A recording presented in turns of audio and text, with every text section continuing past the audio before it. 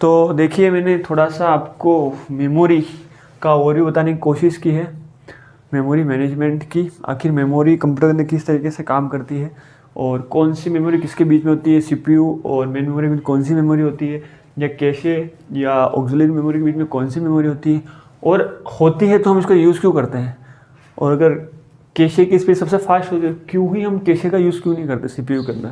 भाई पूरा कंप्यूटर भी कैशे से बना लेना, क्यों नहीं बनाते, या फिर ऑक्सिलरी में सस्ती पड़ती है सेकेंडरी, तो इसी से कंप्यूटर क्यों नहीं बनाते। ओके, ये सारी चीज़ें हम देखेंगे और ये ट्री है। तो देखिए, शुरू करते हैं हम। ये है हमारा सीपीयू। ओके, और सीपीयू के साथ मेरे होता है रजिस्टर। रजिस्टर सबसे छोटी इकाई है मेमोरी की, जो सबसे फास्ट होता है। ओके, उसके बाद एक कैशे, कैश मेमोरी बोलते हैं इसे, ठीक है। मैं थोड़ा कैशे बोलता हूँ पर इसको बोलते हैं कैश मेमोरी। केचे नहीं करते ना, कैच मेमोरी नहीं है ये, कैश मेमोरी। ओके, इसको कैश मेमोरी बोलते हैं। और उसके बाद है मेन मेमोरी या इंटरनल मेमोरी, और उसके बाद है ऑक्सिलरी या सेकेंडरी मेमोरी। देखिए, ये सारी मेमोरी जो सीपीयू की जो स्पीड होती है वो क्या होती है, सीपीयू की स्पीड होती है मिलियन इंस्ट्रक्शन पर सेकेंड। सीपीयू की स्पीड बहुत ज़्यादा होती है। सीपीयू की स्पीड, चूँकि आप देखो, आप डाटा जो हम स्टोर करते हैं सेकेंडरी मेमोरी के अंदर करते हैं, तो सीपीयू डायरेक्ट भी तो इसे लिंक कर सकता है ना, पर सीपीयू की मेमोरी मिलियन इंस्ट्रक्शन पर सेकंड होती है, जबकि ऑक्सिलरी मेमोरी की इतनी स्पीड नहीं होती। ओके, कंपैरेटिवली बहुत ही कम होती है, ठीक है। इसीलिए इस ब्रिज को, मतलब एक तो बहुत ही फास्ट स्पीड से कंप्यूटर सीपीयू चल रहा है, एक्सेस कर रहा है, और सेकेंडरी मेमोरी बहुत ही कम स्पीड से उसको डेटा दे पा रहा है। तो ब्रिज करने के लिए कुछ ना कुछ बीच में मेमोरी तो चाहिए ना, इसलिए हम इन मेमोरी का यूज़ करते हैं। चलो मैं आपको सिंपल वे के अंदर बताता हूँ। बाइक तो आपने सारी चलाई होगी, या बाइक के बारे में आपको पता ही होगा। तो गियर का यूज़ क्यों किया जाता है कार के अंदर, ये लॉजिक है ना, बिना गियर के भी तो अभी कारें चल ही रही। ऐसे तो गियर का यूज़ शुरू में, आखिर गियर का यूज़ क्यों किया गया, डायरेक्ट रेस लगाते ही गाड़ी भाग जानी चाहिए थी ना। ओके, तो गियर का इसलिए किया गया था कि इंजन की स्पीड है, जो रिवोल्यूशन पर मिनट है, जहाँ पे इंजन है वो बहुत फास्ट स्पीड से चलता है। अगर हम गाड़ी स्टार्ट करते उस फास्ट स्पीड से चला सकते हैं तो हम डायरेक्ट फोर्थ गियर के अंदर गाड़ी चला सकते हैं। पर चूंकि इनिशियल स्टेज पे हमें थोड़ी कम स्पीड की आवश्यकता होती है गाड़ी चलाने के लिए, इसलिए फास्ट स्पीड इंजन की और गाड़ी की स्लो स्पीड को मैच करने के लिए गियर का कंसेप्ट यूज हुआ। आप फर्स्ट गियर डालोगे तो गाड़ी धीरे चलेगी, सेकंड गियर डालोगे तो थोड़ी फास्ट चलेगी, थर्ड गियर डालोगे तो उससे फास्ट चलेगी, फोर्थ गियर डालोगे तो वो स्पीड आपकी जो रिवोल्यूशन पर मिनट है ना इंजन की स्पीड के बराबर होगी, इसलिए गाड़ी फोर्थ गियर में फास्ट चलती। ओके, उसी प्रकार सीपीयू है।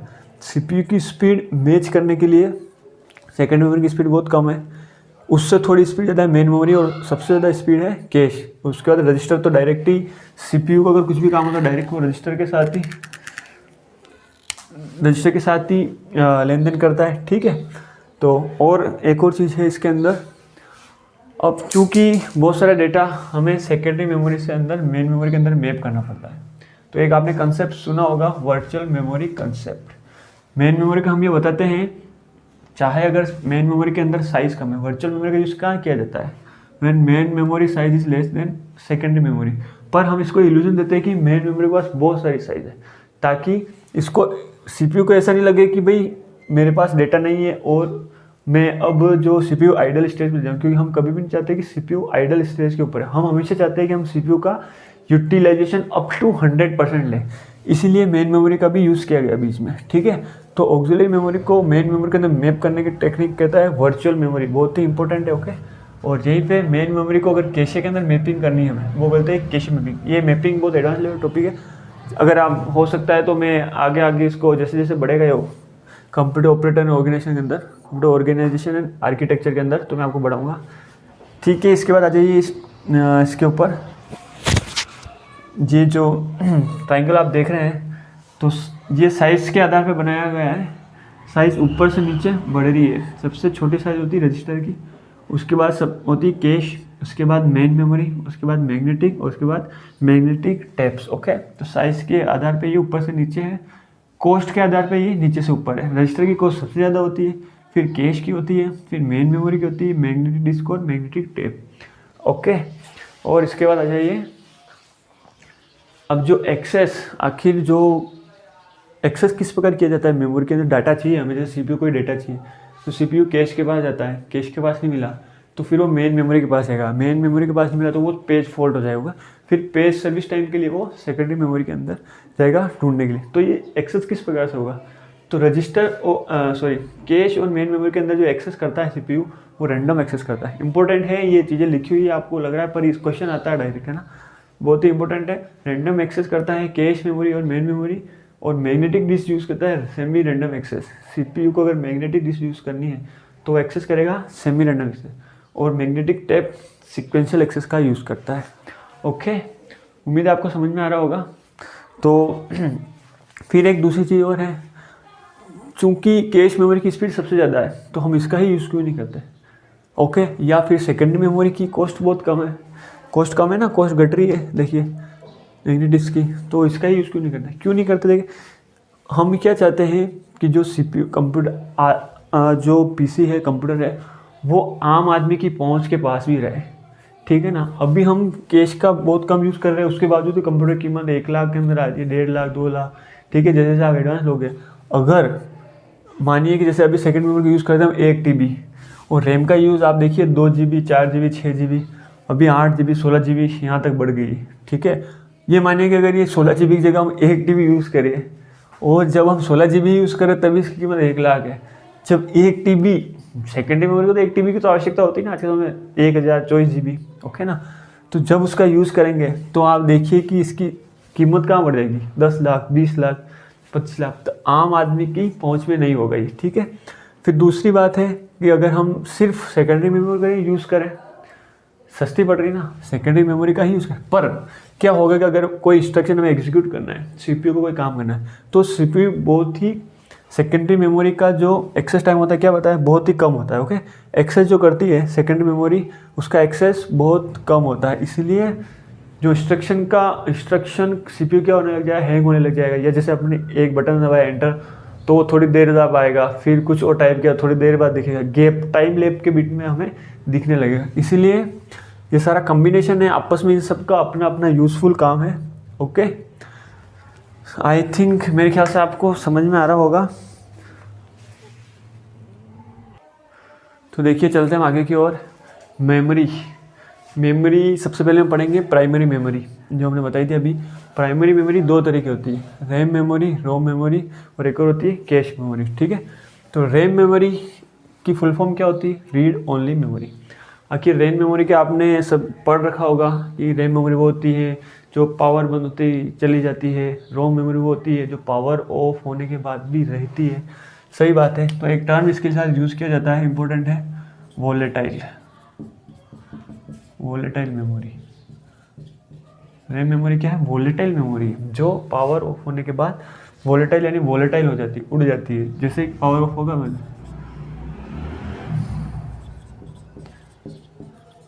Memory is erased while power of, जैसे ही पावर ऑफ हुआ मेमोरी ख़त्म हो जाएगी। ओके, और रैम मेमोरी बनी होती है सेमीकंडक्टर से, it is made of semiconductor, और it is fast speed memory. बताया था आपको मेमोरी फास्ट स्पीड मेमोरी है रैम मेमोरी। ओके, तो रीड ओनली मेमोरी इसकी फुल फॉर्म है, आपको ये चीज़ याद रखना है। वोलेटाइल मेमोरी होती है, पावर ऑफ करने बंद हो जाती है, सेमीकंडक्टर से बनी होती है, फास्ट स्पीड मेमोरी। अब आपको पता चले गया हो कि रैम मेमोरी का हम यूज़ क्यों करते हैं या कैश का यूज़ क्यों करते हैं, ठीक है। तो इसके साथ हम देखते हैं इसके कैटेगराइज है रैम मेमोरी का। रैम मेमोरी को भी 2 भागों में बांटा गया है, एस रैम और डी रैम। देखिए चलते हैं आगे की ओर। तो देखिए रैम को 2 भागों के अंदर डिवाइड किया गया है, स्टैटिक रैम या आप बोल सकते हैं एस रैम। रैम की फुल फॉर्म तो आप जानते हैं ना, read only memory, random access memory, और या डी रैम। ओके, तो 2 तरह की मेमोरी होती है, स्टैटिक रैम और डी रैम। हमें एक्चुअली इसके अंदर डिटेल के अंदर जाने की ज़रूरत है, क्योंकि इसके अंदर से भी क्वेश्चंस किसी समय आ जाते हैं। ओके, देखते हैं हम क्वेश्चन किस तरीके से आते हैं और कहाँ का इसका यूज़ होता है। एक बार आप चाहे तो इसको नोट कर लीजिए, ठीक है, वीडियो पॉज करके। तो फर्स्ट पॉइंट है, transistor are use to store information in S RAM. S RAM के अंदर इंफॉर्मेशन यूज़ करने के लिए ट्रांजिस्टर का यूज़ किया जाता है। वाइल डी रैम के अंदर capacitors are use to store information in D RAM. D RAM dynamic RAM के अंदर स्टोर करने के लिए सॉरी, कैपेसिटर्स का यूज़ किया जाता है to store information in D RAM. ध्यान रखना, एस रैम के अंदर ट्रांजिस्टर का यूज़ किया जाता है, डी रैम के अंदर कैपेसिटर का यूज़ किया जाता है। फिर नेक्स्ट, अब इनका नाम एस रैम स्टैटिक रैम क्यों पड़ा है और डायनामिक रैम क्यों पड़ा है, ये देखिए second point. No refreshing of power required to remember data. Data याद करने के लिए कोई रिफ्रेशिंग ऑफ पावर नहीं चाहिए, since transistor use continuous power, transistor use करता है कंटिन्यूस पावर का। वही यहाँ ये refreshing of power is required to remember data since capacitor power dissipates with respect to time. देखिए इंपॉर्टेंट चीज़ है ये, मेरे ख्याल से अगर आप ये समझ गए पॉइंट तो आपको ये भी समझ में आ गया स्टैटिक क्यों कहा है, डायनामिक। स्टैटिक इसलिए कहा गया है क्योंकि जो हम इसको करंट सप्लाई करते हैं ट्रांजिस्टर को, और ट्रांजिस्टर जो करंट का यूज़ करता है वो कंटिन्यूस करता है। इसके अंदर ऐसा नहीं कि हमने एनर्जी दी है और वो लॉस हो गई, ऐसा कुछ भी नहीं ट्रांजिस्टर के अंदर। इसीलिए जो एनर्जी है डेटा रिमेंबर करने के लिए वो कंटिन्यूस फॉर्म के अंदर है और वो स्टैटिक है, स्थायी, एक तरीके से एक इसी तरीके से हमको उसको देना है, ठीक है। जबकि कैपेसिटर के अंदर क्या होता है, कैपेसिटर को हमने फुल चार्ज कर दिया, पर कैपेसिटी की प्रॉपर्टी है कि वो with respect to time, time के साथ उसके अंदर जो भी एनर्जी स्टोर होगी वो डिसिपेट होगी, यानी कहीं ना कहीं वो एनर्जी गायब विलुप्त होती रहेगी, या एनर्जी थोड़ी थोड़ी उस एनर्जी का लेवल कम होता रहेगा। ओके, जैसे होगा शुरू में कैपेसिटी की ये एनर्जी है, तो धीरे धीरे ये डिसिपेट होती रहेगी। जबकि ट्रांजिस्टर है तो ट्रांजिस्टर के अंदर कंटिन्यूस एनर्जी रहेगी, जो शुरू में थी वो की वही लास्ट में भी रहेगी। तो इसी कारण इसके अंदर रिफ्रेशिंग की ज़रूरत हमें बार बार पड़ती है, ताकि जैसे ही एनर्जी लो हो हम एक बार वापस पावर सप्लाई दे दें। जैसे एनर्जी लो हो, कोई थ्रेशोल्ड वैल्यू है, इससे नीचे आई नहीं, हमें वापस एक बार उसको चार्ज रखना है। इसलिए चार्ज अप डाउन, इसलिए इसको डायनामिक बोला गया है, क्योंकि इसका जो पावर है वो डायनामिक है। जबकि ट्रांजिस्टर का जो पावर हम यूज़ करते हो गया स्टैटिक है, इसके अंदर एनर्जी डिसिपेट नहीं होती। ओके, इसलिए स्टैटिक है एस रैम का नाम और डायनामिक है डी रैम का नाम। फिर देख लीजिए जल्दी, S RAM is faster than D RAM. S RAM fast है डी रैम के कंपेयर में और डी रैम स्लो है। एस रैम कॉस्टली है, ऑब्वियसली बात है, फास्ट है, कॉस्टली और फास्ट का तो डायरेक्टली प्रोपोर्शनल रिलेशन है, और डी रैम है वो चीप है। फिर इंपॉर्टेंट है ये देख लिए, use in cache memory. Cache memory के अंदर किसका यूज़ किया जाता है, स्टैटिक रैम का। जबकि डायनामिक मेमोरी के अंदर यूज़ किया जाता है डी रैम का यूज़ किया जाता है मेन मेमोरी के अंदर। ओके, तो आई थिंक मेरे ख्याल से आपको समझ में आ रहा होगा। नेक्स्ट चलते हैं हम, तो देखिए नेक्स्ट है रीड ओनली मेमोरी। नाम से ही पता चल रहा है कि रीड करने का ही काम कर सकते हैं कंप्यूटर, इसको सिर्फ रीड कर सकता है। और ये जो मेमोरी होती है वो नॉन वॉलेटाइल होती है, नॉन वॉलेटाइल। पावर ऑफ के ऊपर इसकी मेमोरी ख़त्म नहीं होती, ओके, इरेज नहीं होती। इंपॉर्टेंट चीज़ है रीड ओनली मेमोरी का। और read memory helps in booting computer, OS helps in booting OS, operating system. जब वो कंप्यूटर पावर ऑन करते हैं, देखा, रिस्टार्ट करते हैं, ऑन करते हैं, उस समय जो ओएस को सबसे पहले बताता है कि आपको किस तरीके से काम करना है, किस तरीके से नहीं करना है, ओएस को स्टार्ट कौन करता है, वो करता है रीड ओनली मेमोरी। रोम मेमोरी क्या होता है, एक्चुअली मदरबोर्ड के अंदर फैब्रिकेट होती है, और रोम के अंदर जो प्रोग्राम होता है वो इरेज नहीं कर सकते एक्चुअली, ठीक है। जैसे कंप्यूटर आ गया मार्केट के अंदर, उसको हम जैसे रैम के अंदर तो जैसे ही हमें पावर ऑफ हुआ उसका जो डेटा है वो इरेज हो गया, पर इसके अंदर ऐसा नहीं होगा, स्टैटिक है ये, और इसका डाटा हम इरेज नहीं कर सकते। फिर रोम को कैटेगराइज किया हुआ है, सबसे हो गया पी रोम, ई रोम, ई रोम, और आ गया फ्लैश मेमोरी। देखिए मैं आपको पढ़ना है तो अच्छा ही पढ़ना है, क्यों मैं आपको बिल्कुल कम बता के और बंद कर दूं, क्योंकि क्वेश्चंस हम क्या चाहते हैं, एग्ज़ाम पास ही नहीं हो जाता, एग्ज़ाम के अंदर अच्छी रैंक भी हासिल करना हमारा टारगेट होना चाहिए। तो पी रोम, ई रोम, ई पी रोम और फ्लैश मेमोरी। देखिए अब हम 1 बाय 1 इन सभी को लेते हैं और देखते हैं क्या है इनके अंदर। तो देखिए ये मैंने इनके बारे में लिख दिया है और आप इसको नोट डाउन कर दीजिए पॉज करके वीडियो। तो अब हम समझते हैं। फर्स्ट है पी रोम, है ना, प्रोग्रामेबल रीड ओनली मेमोरी। इनकी फुल फॉर्म भी आती है एग्ज़ाम के अंदर, तो आपको एज इट इज़ याद करना है। ये बेसिकली फुल फॉर्म तो आपको याद होनी चाहिए, और थोड़ा बहुत अगर आप वर्किंग याद रखेंगे तो ठीक रहेगा, कभी कभी अंदर से अगर क्वेश्चन आ जाए, ठीक है। तो फर्स्ट है हमारा पी रोम देखिए आप, तो देखिए प्रोग्रामर रीड ओनली मेमोरी के अंदर once data is written can't be change और मॉडिफाइड। पी रोम के अंदर एक बार अगर डेटा लिख लिया है तो उसको हम मॉडिफाइड नहीं कर सकते। उसका सॉल्यूशन क्या है कि आपको मदरबोर्ड से उसको रिमूव ही करना पड़ेगा। ओके, अगर आपने कोई डेटा लिखा है, प्रोग्राम लिखा है, अगर गलत हो गया है रोम के अंदर जो ओएस को बूट के लिए यूज़ किया जाता है, तो उसको आप वापस इरेज करके नहीं लिख सकते, उसको आपको रिमूव ही करना पड़ेगा। तो change data P ROM has to be replace और रिमूव या डी अटैच, उसको आपको मदद हटा के दूसरा आपको पी रोम लगाना पड़ेगा, ठीक है। नेक्स्ट जाते हैं second EP ROM, erasable and P ROM. EP ROM erasable and programmable read only memory. Okay, फिर उसके अंदर देख लीजिए if data is wrongly written once,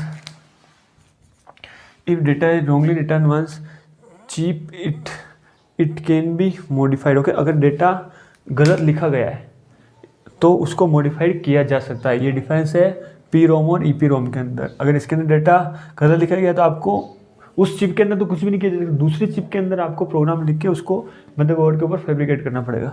यही अगर इसकी बात करें ईपी रोम, तो इसके अंदर आप उस चिप के अंदर डेटा हटा सकते हैं। कैसे? Data is modified by using ultraviolet rays, UV rays का यूज़ करके आप उस डेटा को हटा सकते हैं, ठीक है। Next, to rewrite data chip has to be first remove from motherboard. सबसे पहले चिप को आपको मदरबोर्ड से डीअटैच करना पड़ेगा, हटाना पड़ेगा, उसके बाद उसको यूवी रेस के अंदर रखना पड़ेगा, हटा के डाटा, और फिर आप उसके अंदर वापस नया प्रोग्राम रख सकते हैं, ठीक है। देखा जाए थर्ड ईईपी रोम, इलेक्ट्रिकली ईईपी रोम, आवाज़ ज़्यादा ही आ रही थी। तो ईईपी रोम के अंदर rewrite can be done using electrical charge. Rewrite हम कर सकते हैं अगर कोई गलती हो गई हो, राइटिंग टाइम के अंदर रॉन्गली रिटर्न हो गया हो कोड, तो उसको हम इलेक्ट्रिक चार्ज की वजह से रीराइट कर सकते हैं। अगर यही देखें इसके अंदर ईपी रोम के अंदर, तो मॉडिफाई किया जाता है यूवी रेस के थ्रू, ईपी रोम के अंदर इलेक्ट्रिक चार्ज के थ्रू। ये डिफरेंस है दोनों के अंदर। No need to detach chip from the motherboard, important है ये। ईपी रोम के अंदर हमें चिप को हटाना पड़ता था, इसके अंदर चिप वहीं लगी रहेगी और हम उसको इरेज कर देंगे और नया प्रोग्राम लिख सकते हैं, ठीक है। Can erase any byte at a time, byte level पे इरेजिंग होती है, 1 बाइट 2 बाइट जितना भी हमने डाटा लिखा है बाइट लेवल पे इरेजिंग होगी। फोर्थ आता है flash memory. Flash memory same है ईपी रोम की तरह है, ठीक है, पर ओनली डिफरेंस ये है कि इसके अंदर जो इरेजिंग होगी वो क्या सेक्टर लेवल पे होगी या चंक लेवल पे होगी। यानी सेक्टर जो ट्रैक्स होते हैं ना, ट्रैक के बाद सेक्टर्स, वो जो सेक्टर होता है पूरा पूरा एक साथ क्लीन होगा, बाइट लेवल पे क्लीन नहीं होगी। तो ये सारे डिफरेंसेस है पी रोम, ईपी रोम और फ्लैश मेमोरी के अंदर। आपको इन सब के बारे में थोड़ा बहुत आइडिया होना चाहिए, क्योंकि क्वेश्चंस आते हैं और अगर ऐसा नहीं हो कि हम नहीं कर पाए। तो नेक्स्ट मेमोरी, प्राइमरी मेमोरी के अंदर जो हमारी बाकी रह गई है वो है cache memory. Cache memory, okay, 3 तरह की मेमोरी होती है, रैम, रोम और cache memory. Cache memory it is very fast memory, बहुत फास्ट होती है, it is very fast memory. और इसका यूज़ क्यों किया जाता है वो मैंने आपको बता दिया। स्पीड मिसमैच जो होता है उसके कारण उसको मैच करने के लिए कैश मेमोरी का यूज़ किया जाता है, इसके कारण ये बहुत फास्ट है, ओके, कैश मेमोरी। और it act as a buffer between CPU and memory. ये किसके बीच में काम करती है? सीपीयू। इंपॉर्टेंट है, कैश मेमोरी किसके बीच में यूज़ की जाती है, आता है क्वेश्चन। मेन मेमोरी के बीच में यूज़ की जाती है cache memory, okay. Cache memory के अंदर यही है आपको पढ़ने के लिए। देखते हैं हम अपना नेक्स्ट। तो नेक्स्ट है हमारा सेकेंडरी मेमोरी या ऑक्सिलरी मेमोरी भी कहते हैं, दोनों चीज़ टर्म का आपको ध्यान रखना है, ओके। सेकेंडरी मेमोरी के फीचर्स क्या है? ये एक्सटेंडेड मेमोरी है, नॉन वोलेटाइल मेमोरी है, ओके, इसको एक्सटर्नल मेमोरी भी बोलते हैं और नॉन वोलेटाइल मेमोरी भी बोलते हैं, ओके ना। फिर ये memory slower then main memory से स्लो होती है ये मेमोरी। और if power is switch off data remain same, अगर पावर स्विच ऑफ किया जाता है तो भी डेटा उसका वोलेटाइल नहीं उड़े, ओके। सेकेंडरी मेमोरी के बारे में फिर है कंप्यूटर में रन विदाउट सेकेंडरी, बहुत ही इंपॉर्टेंट है ये। क्वेश्चन आता है, does computer can run without secondary memory, yes, no, ठीक है। तो उसका ऑप्शन होगा नो। यस, कंप्यूटर में run without secondary memory, secondary memory के बिना कंप्यूटर चल सकता है। पर क्या does computer can run without primary memory? No. Does computer can run without system software? No, system software के बिना कंप्यूटर नहीं चल सकता, ना ही प्राइमरी मेमोरी के बिना कंप्यूटर चल सकता है, कि उसको एग्जीक्यूट करने के लिए बूट टाइम के लिए तो रैम उसको हेल्पफुल कर लेगी, पर ओएस को एग्जीक्यूट करने के लिए एक मेमोरी की तो आवश्यकता होगी, वो है रैम। ठीक है, इसके एग्जाम्पल देख लीजिए। फ्लॉपी, उसकी साइज़ होती है 1.44 MB, ये आपको याद रखनी है सॉरी। फिर होती है hard disk drives. Hard disk drive होती है जो टेराबाइट के अंदर है, 500 GB के अंदर होती है। पेटाबाइट, छोटा बाइट आजकल बहुत के अंदर आने लगी। फिर मैग्नेटिक टेप। नेक्स्ट होती है ऑप्टिकल डिस्क। ऑप्टिकल डिस्क जैसे CD है तो उसकी साइज़ होती है 700 MB तक। ओके, और DVD है तो उसकी साइज़ होती है 4.7 GB से 17 GB तक। इंपॉर्टेंट है ये मैंने पॉइंट्स के अंदर लिख रखे हैं, आपको एज इट इज याद करने और आप एज इट इज उतार दीजिए, समझाने ऐसा कुछ नहीं है। ब्लू रे डिस्क इंपॉर्टेंट है ये। CD DVD का एडवांस है ब्लू रे डिस्क। अब 17 GB से अगर मुझे ज़्यादा स्टोरेज करना है और हाई डेफिनेशन वीडियो करना है तो उसके लिए मैं ब्लू रे डिस्क का यूज़ करूँगा। Store high definition video. Single layer 27 GB तक डेटा यूज़ करेगा और डबल लेयर 50 GB तक। ओके, फिर 6 है फ्लैश ड्राइव और पेन ड्राइव और फ्लैश मेमोरी कार्ड। ये सारे जो एग्जांपल्स हैं हमारी सेकेंडरी मेमोरी के हैं, ये आप कह सकते हैं ऑक्सिलरी मेमोरी के सारे एग्जांपल है। ओके, तो देखिए ये ओवरऑल वर्किंग है कंप्यूटर की, किस तरीके से कंप्यूटर काम कर रहा है नहीं। तो अभी तक मेरे ख्याल से अपन ने इन सभी चीज़ों को अलग अलग रूप में कहीं ना कहीं पढ़ लिया है। अब हम इन सब चीज़ों को एक साथ मर्ज कर देते हैं, कहाँ कैसे क्या काम करता है। अब आप ये देखिए, जैसे हम कोई इनपुट दिया यूज़र ने। ओके, इनपुट ने यूज़र दिया, यूज़र ने इनपुट दिया ऐड 2+2। ओके, ठीक है, 2+2 जोड़ने के लिए। तो उसने इनपुट दिया कीबोर्ड की तरफ से, इनपुट आया। ओके, कहाँ आया? रजिस्टर्स के अंदर। ओके, अब क्या किया इसने, ये क्या CPU, जो कैलकुलेशन होगी वैल्यू वो कहाँ के अंदर एडिशन होगी? ALU, arithmetic logic unit. ये क्या करेगा? इन दोनों को ऐड करेगा और उस वैल्यू को वापस डाल देगा रजिस्टर्स के अंदर। ठीक है, उसके बाद क्या होगा? अब कंट्रोल यूनिट का क्या काम है? कंट्रोल यूनिट का काम है जो सारे जो ऑपरेशंस हो रहे हैं उसके ऊपर कंट्रोल करने का काम है। जैसे इनपुट आ रहा है तो इनपुट आ रहा है नहीं, आउटपुट देना है नहीं, किसी के ऊपर कंट्रोल करना, बसेस होती है उसके ऊपर कंट्रोल करना, डेटा बस के ऊपर कंट्रोल करना, एड्रेस बस के ऊपर कंट्रोल करना, कंट्रोल बस के ऊपर करना, ये सारे काम होते हैं कंट्रोल यूनिट के ऊपर। जो भी ऑपरेशन परफॉर्म हो रहे हैं, मेन मेमोरी के साथ डेटा शेयर करना या सेकेंडरी मेमोरी से डेटा फेच करना। अगर CPU ने किसी डेटा की रिक्वायरमेंट की है तो उसने कैश के अंदर देखा, कैश के अंदर नहीं मिला तो फिर वो मेन मेमोरी के अंदर चेक करेगा, मेन मेमोरी के अंदर नहीं मिला फिर वो सेकेंडरी मेमोरी के अंदर चेक कर। ये सारे जो है कंट्रोल यूनिट एक तरीके जैसे हमारे बॉडी के अंदर नर्वस सिस्टम है ना, नर्वस सिस्टम उसकी तरह काम करता है। ठीक है ना, वो काम करता है कंट्रोल यूनिट। और जो हमारा दिमाग है, ब्रेन ऑफ कंप्यूटर, वो कौन होता है? ALU, brain of computer. Okay, वो होता है ALU। अगर ऑप्शन में आपको ALU ही दिया हुआ है तो आपको ALU यूज़ करना, ALU और CPU दोनों दिया हुआ है तो आपको ALU यूज़ करना है। अगर आपको ऑप्शन के अंदर ALU और CPU सिर्फ CPU दिया हुआ है तो आपको CPU यूज़ करना है। ओके, कुल मिला के अगर सिर्फ CPU दिया हुआ तो CPU यूज़ करना है। अगर ऑप्शन आपको ALU और CPU दोनों दिया है तो आपको उस समय ALU यूज़ करना है। ओके, तो अब क्या हो गया? ALU ने कैलकुलेशन की 4, वो आ गया रजिस्टर के अंदर। और कैलकुलेशन कैसे परफॉर्म हुई? मेमोरी यूनिट के अंदर। जो कैलकुलेशन का काम है वो काम होता है मेमोरी यूनिट के अंदर। वहाँ से डेटा गया और डेटा वापस आ गया। अब काम क्या है? उस डेटा को आउटपुट डिवाइस के अंदर शो करना। तो आउटपुट कहाँ पर शो करना है? मॉनिटर के अंदर। ओके, तो ये एज इट इज़ जो हम ह्यूमन सोचते हैं उसी प्रकार है। हमने कुछ इनपुट आया हमारे पास, हमने सोचा और हमने उसको आउटपुट बता दिया। ओके, तो मेरे ख्याल से उम्मीद है आप सबको समझ में आ रहा होगा। और इस चैनल का नाम है maths for code. Okay, maths for code. तो प्लीज़ अगर आपको अच्छा लग रहा है तो प्लीज़ लाइक, शेयर और सब्सक्राइब करें। और मैं कोशिश करूंगा कि जितने भी एग्जाम्पल है उस लेवल के, जो भी लो लेवल के कंपटीशन के क्वेश्चंस हो रहे हैं, अब मैं क्या करूंगा, जो हमने ये पूरा थ्योरी पढ़ ली, अब इसके बाद या तो इसी वीडियो के साथ, अगर वीडियो बहुत ज़्यादा बड़ा नहीं बना होगा तो इसी के साथ क्वेश्चंस आ जाएंगे ताकि हम सारी चीज़ याद हो जाए। या नेक्स्ट जो वीडियो आएगा जो हमने पढ़ लिया उसके क्वेश्चंस के ऊपर आएगा। ओके, और मैं राजस्थान कंप्यूटर टीचर वैकेंसी की तैयारी भी इसी के साथ है। और अगर आप अदर एग्जाम की भी करें तो इसी के साथ कर सकते हैं। उसका लेवल थोड़ा हाई आएगा, तो मैं अभी सबसे पहले इनिशियल लेवल पे, थोड़ा लो लेवल पे ही पढ़ाऊंगा। उसके बाद मेरा लेवल हाई होता जाएगा, फिर 3rd ग्रेड को टच करेगा, 2nd ग्रेड को और फिर 1st ग्रेड को। Okay, thank you.